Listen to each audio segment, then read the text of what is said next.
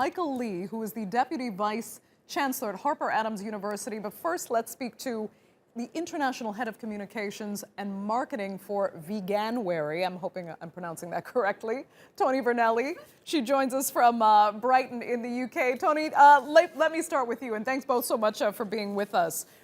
Happy Veganuary. I'm going to start by just giving you a chance to kind of sell us this vegan lifestyle. Why would it be so much better for us and the planet, aside from what we just heard in Melinda's report? Sure, yeah. Well, certainly we know from a lot of different published studies that vegans suffer from a lower incidence of type 2 diabetes, from heart disease, and tend to have a lower body mass index. So there's health benefits to trying a vegan diet.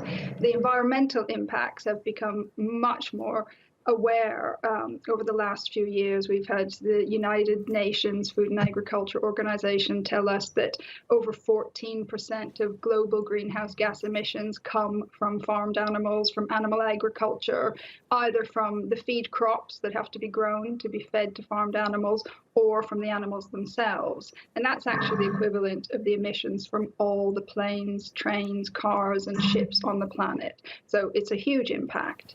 And then, of course, most of us don't like the idea of causing animals to suffer. So choosing a plant-based diet is a really transparent way to reduce animal suffering. Okay.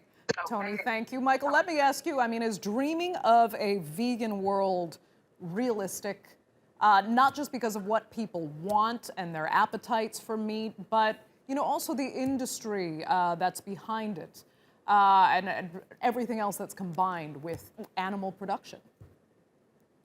Yeah, the simple view that a plant-based diet is going to be the gold solution to all our sustainable ills is a myth.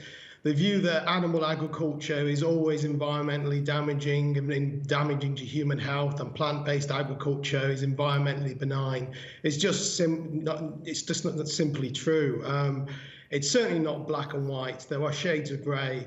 The issues in terms of human health and diet is due to overconsumption and too much processing.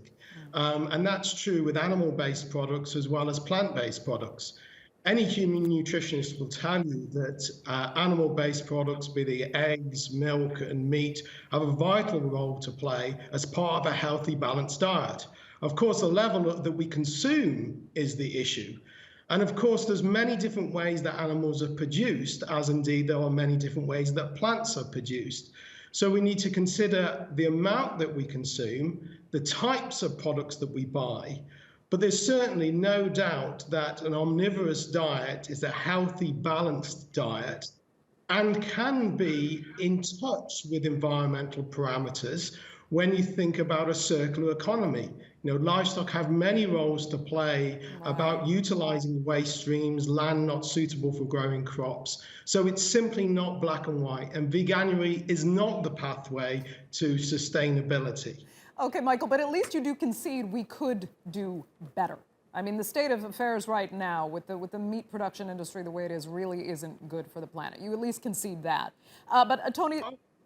Yeah. Absolutely. If I just comment on that, absolutely. There are many challenges that we need to address, and we need to look at environmental parameters. But there are many ways that we can produce livestock which can be aligned with environmental parameters. Okay. No, it's not just broad stroke all livestock production of being environmentally damaging, because that's simply not true. Gotcha. Okay, you know, Toni, one of the real challenges right now with veganism is that right now, vegan food in particular is really, it's expensive to buy, and if you want to make it, it's not easy to make.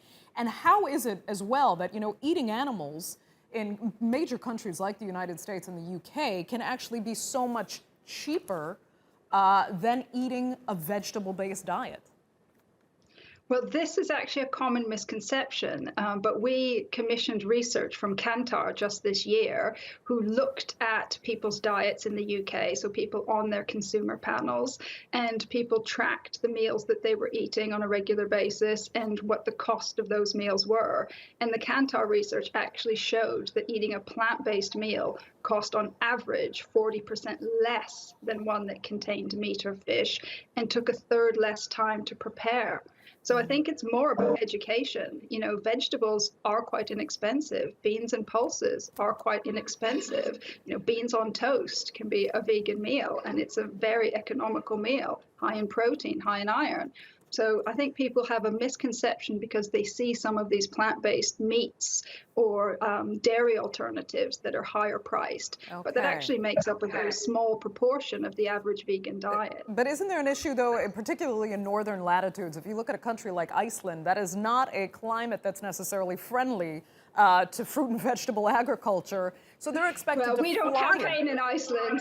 We don't campaign in Iceland. We campaign in places where people can go to the supermarket and there's a very large selection of plant-based foods available. Fair enough. Okay, so I mean, tell me what you really have to work on then to try and, you know, change the mentalities of people, even if they don't go as far as, you know, the extreme of total veganism, to help that education you talked about that's lacking, to show people that eating vegetables is actually easier, that the preparation isn't that difficult, because in my experience, it actually has been difficult. I would not mind eating a lot less meat, but I find the meat-based diet a lot more accessible somehow. We do produce a lot of resources. So when people sign up with Veganuary, they get a vegan starter kit, which has lots of shopping tips in there for them on the essentials to get in. And we also produce a budget meal plan. So that's in one of the very first emails they get. So it shows them how they can make, you know, a very healthy, delicious and nutritious meal for under £1 per person. So things like that, I think, will help people make the change. And you know, Michael, some of this veganism, it's not just about the diet, it's also about a lifestyle that really, you know, preaches avoiding the use of animals in anything, even our shoes. You know, we should avoid the use of leather. Do you see that as a practical alternative at all, or is that something that really just isn't feasible in the future? So if I can just back up some of Toni's points, actually, because I don't disagree with everything she says, of course, and the fact that we do need to eat more fruit and vegetables, there's no doubt, particularly within a Western style diet. And that goes back to my point that it isn't animal consumption products that is the issue, it's overconsumption and processing.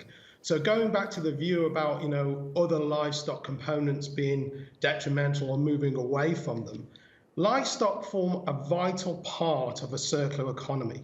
They utilize waste streams, they are vitally important to soil health, they allow arable farmers to produce crops without inorganic fertilizers, weaning us off fossil fuels, and so they play a vital role for future sustainability as part of a sustainable agroecological approach, if you like. So therefore, the complete removal of livestock to deliver sustainability is just a myth and an anathema. It doesn't fit. Livestock will play a vital role in many lands and many resources. For human health, we need to consider the amount that we consume, the type that we consume, and we do need to eat more fruit and vegetables. Totally agree. Okay, I mean, Toni, it may seem cruel, but there might be a vital role for livestock, according to Michael at least. Well, certainly, you know, I think the dichotomy for most people is that the most meat that they consume are the ones who are locked away inside factory farms. So the people eat mainly chicken and pork, and beef and lamb forms a much smaller part of their diet. You know, chickens are the most numerous animal on the planet. So the type of farming that is most prevalent actually serves no purpose to the environment. You know, intensive chicken farms give us absolutely no environmental benefits whatsoever.